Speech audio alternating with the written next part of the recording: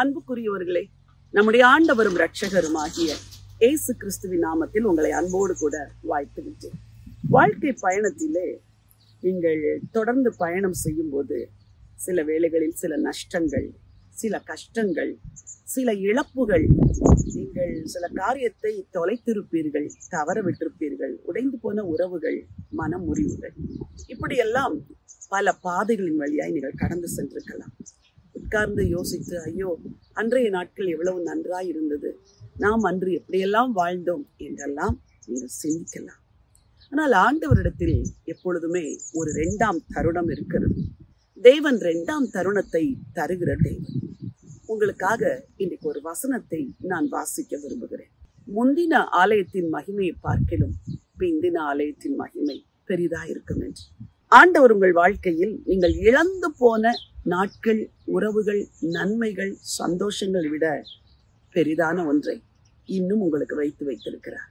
ஆண்டவரிடத்தில் வரும் பொழுது எப்பொழுதுமே ஒரு 2ஆம் தருணம் இருக்கிறது. இந்த வசனம் அற்புதமாய் சொல்கிறது, முந்தின ஆலயத்தின் மகிமையை பார்க்கிலும் பிந்தின ஆலயத்தின் மகிமை பெரிதாயிருக்கும். அநேக ஊழியர்கள் உங்கள் ஊழியத்தில் உண்டான சரிவுகளின் நிமித்தம், ஊழியத்தில் இல்லாத முன்னேற்றத்தை நினைத்து மனபாரத்தோடு கூட இருக்கிறீர்கள்.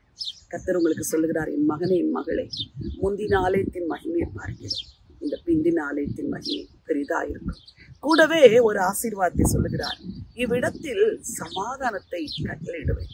உங்கள் வாழ்க்கையில் கடந்த ஆண்டை பார்க்கிலும் இந்த ஆண்டு கர்த்தர் பெரிதான மகிமையை வைத்திருக்கிறார். கர்த்தர் சமாதானத்தை கட்டளையிடுவார், நன்மையை கட்டளையிடுவார். மனம் தளர்ந்து போகாதீர்கள். இழந்து போனேன், என்னை விட்டு தூரமாய் போய்விட்டது, இனிமேல் எனக்கு இது நடக்கவே நடக்காது என்றெல்லாம் கலங்குவதை நிறுத்திவிட்டு, என் ஆண்டவர் எனக்கு 2ஆம் தருணத்தை தருவார், பிந்தின ஆலயத்தின் மகிமை பெரிதாயிருக்கும் என்று விசுவாசியுங்கள். சமாதானமும் நம்பிக்கையும் உள்ள நாட்களை தேவன் உங்களுக்கு தரும்படி நான் ஜெபிக்க விரும்புகிறேன்.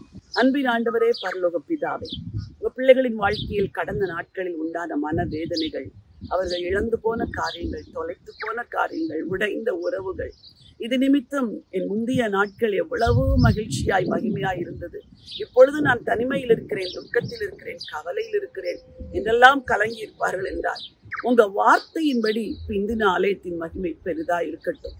இவ்விடத்திலே சமாதானத்தை கட்டளையிடுவது என்று சொன்னீங்களப்பா. உங்க பிள்ளைகளுக்கு சமாதானத்தை கட்டளையிடுவது, நம்பிக்கை இழந்திருக்கிற எல்லாருடைய வாழ்க்கையிலும் புது நம்பிக்கை பிறக்கட்டும். திருக்கரங்களிலே ஒப்புக் கொடுக்கிறேன், ஆசீர்வதித்து நடத்துங்க. ஆண்டவரும் இரட்சகருமாம் இயேசு கிறிஸ்துவின் நாமத்தில் ஜெபிக்கிறேன், ஜீவனுள்ள நல்ல பிதாவே, ஆமென்.